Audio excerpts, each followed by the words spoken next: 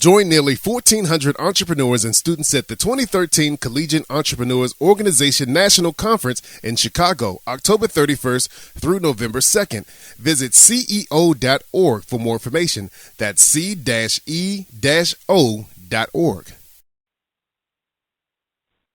This is Michael Lukes with the Collegiate Entrepreneurs Organization, joined here by Jeffrey Ross, commercial photographer. Jeffrey, thanks a lot for joining me. Yeah, I'm glad I could. Thanks for having me. Tell us a little bit about yourself and Jeffrey Ross Photography. Well, sure. I'm a commercial photographer in the Chicagoland area. I've been doing it for the past 15 or 16 years, and it's a great job. I am thrilled to say I love what I do every single day. Every day is exciting. It's always something different. I get to travel around the country and meet interesting people and take photos of interesting things. So I really love what I do. I do a lot of commercial work, advertising, some magazine work. I do some, corporate stuff like annual reports and things like that. And, and occasionally get a big project and get to be somewhere or do something for, weeks or whatever. It's a lot of fun. I really enjoy it. Now, how did you get started in photography? Yeah, boy, that was one of those strange paths that I don't think it could be repeated if I wanted to. But it was something that I did as a hobby, and the opportunity came up to sort of slowly turn it into a career, and that's how it happened. As time went on, I started picking up more commercial work and more jobs, and word spread, and I started getting busier and busier, and somebody would see my work somewhere and want me to do the same thing for them, and it turned into a career, and it sounds too easy that way, but it was a lot of hard work, and it was a lot of putting in those late night hours and putting in a lot of networking and meeting people. But I'm glad that it happened like it did. It wasn't something that I just tried to turn a switch. I did slowly get into it at the beginning, but I'm glad that it took me to where it's taken me now.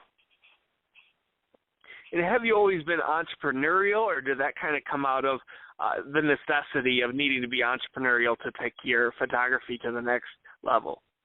The latter. It was a situation where I'm like, okay, if I need this business to survive, and if this is something I'm really going to do, I need to take some steps to, really ensure that it succeeds and that it's what I want it to be.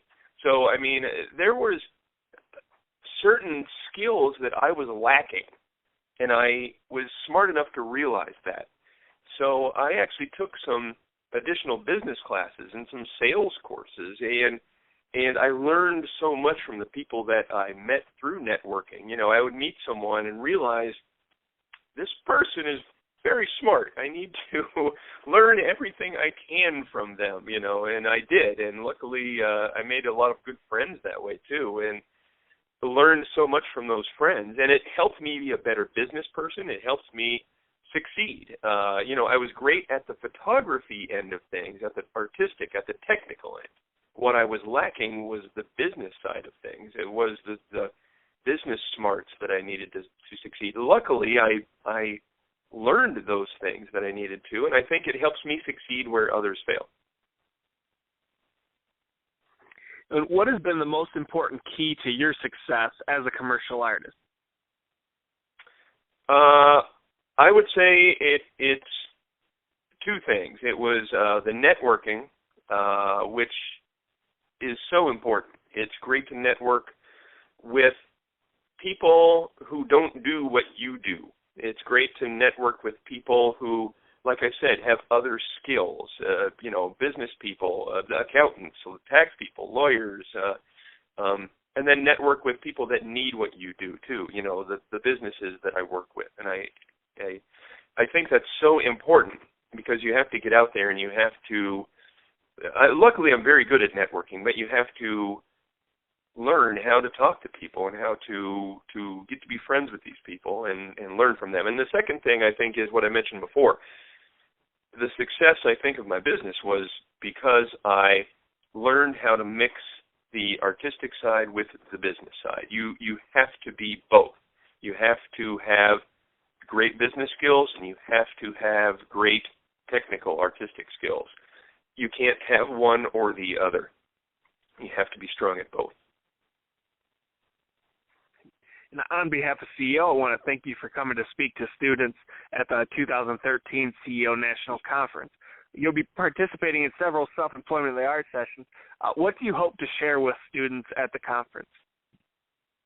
I want to share with them not to be overwhelmed, and that it is possible to do what they want to do. You know, I hear from so many people on the artistic side of things that, oh, the business has changed, and because of, you know, technical, this, that, and the other. And I'm like, no, there's still a lot of work out there. I've never been busier than I am right now. You just have to know where it is, and you have to know how to get it, and you have to know how to market and how to budget and how to sell yourself. There's a lot of work out there. You can do it. You know, don't listen to the pessimistic people that, you know, are complaining about how things have changed. Things are always going to change. You need to be aware of how they're changing and how you can best position yourself to be ready to make the most out of those changes. Why do you choose to share your experiences with others? I try to give back to people that are starting out and people that are getting into certain fields, because people helped me when I was starting out, and I am so grateful for that. I needed help at the beginning, and there was numerous steps along my path where someone helped me out. Someone taught me a lesson. Someone lent me a hand. There was times when I was stuck, and I can say honestly, other photographers lent me some equipment when I was in a bind, when I had a broken camera or something. I'm so grateful to the people that helped me along the way that I want to make sure I'm helping others that are coming up too, now that I'm in a position to lend a hand. Great. What's your best piece of advice to an aspiring photographer? It would be the things that I said I did. You know, most photographers or artists think they need to learn everything about that, you know, that certain artistic bend, whatever they're getting into. You know, and I knew it all. I knew how to process this and how to make that and how to photograph, you know, everything. And I knew all the lenses and the cameras. I needed the business side of things. And I would say that if you're still in school, take a business class. Take a beginning business class. Take a marketing course. If you're already out of school, there are certain companies that do business training, and they normally do this for like salespeople or for CEOs. There's executive business courses. Take those courses, because the people that are in the courses will help you. The people leading the classes will help you. You'll learn so much. I learned things every single day that I could use like that day, you know, to improve my business. Everything from how to talk to people on the phone to how to make business proposals, how to budget for whatever shoot you were doing. I learned everything from A to Z that helped my business get better.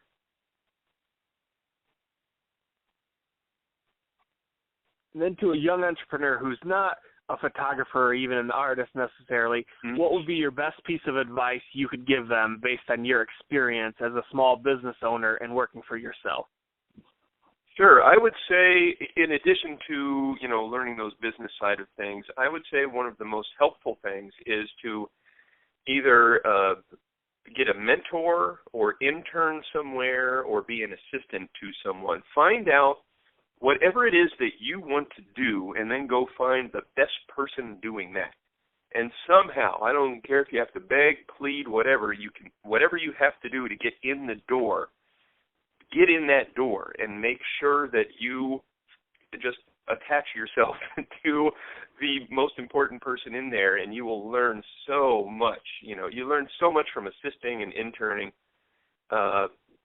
You just learn so much valuable, real-life, practical information that you don't learn sitting in a classroom. You see how it's actually done. You see how they handle people, how they deal with clients, how they deal with themselves in meetings, how they handle themselves when they're talking on the phone. You will learn so many valuable things just watching, listening, and learning.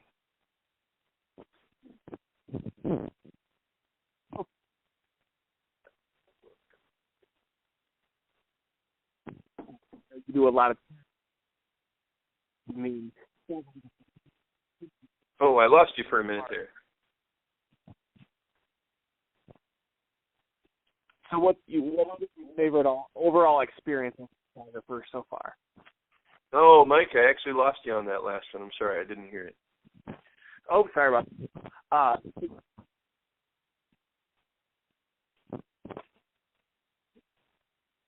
Jeffrey, can you hear me? Yeah, I can hear you now. Okay, sorry about that. What's been your favorite overall experience as a photographer so far? I've had so many great experiences, but my overall favorite, without a doubt, has to be the 3 years that I photographed the space shuttle for the Smithsonian. I got to sort of document the end of the space shuttle era and got to go to NASA many times. I actually got to go inside the space shuttles and I got to meet the astronauts and got to do a lot of behind the scenes, up close and personal things with that. It was so much fun, and it was one of those things that every single day it was a once in a lifetime opportunity. So it never got old, it never got boring. It was so much fun. I'm sad that it had to end, but it was a great experience. And just one last question here. I kind of wanted to touch on passion, because with any art, it seems that the passion really drives the business. What kind of level of passion have you had for photography and what you do? And what do you think, a young entrepreneur who wants to pursue something full time, how can they know if it's something they're passionate enough to become successful in?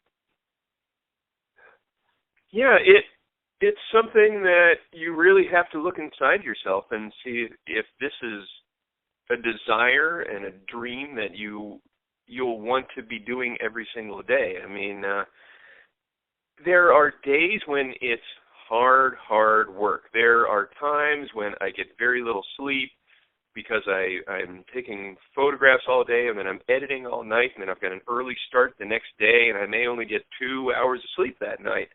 And I'm worn out. But even on those bad days, I'm so glad I'm doing what I am doing. And you have to look at it like this.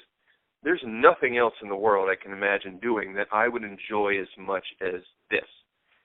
And I think it's those moments of just joy when I'm doing something that significantly outweigh those bad days. I love what I do. I really do. And I think when you get into it, if it excites you when you're in it, and it's something you're looking forward to, and it's something that you're thinking about long after it's over, I think you can get a pretty good idea that you're going to enjoy it as you go down the road and as you continue into the business. You really do have to have a passion for it. A lot of people think it's an artistic field, it doesn't have to be a real job, but it's a lot of hard work. It really is. You have to put that hard work into it to make it succeed. So, I enjoy it even on those tough days, and I think if you have a few tough days at the beginning and you're still liking it, I think it's a good sign that it's something you want to do.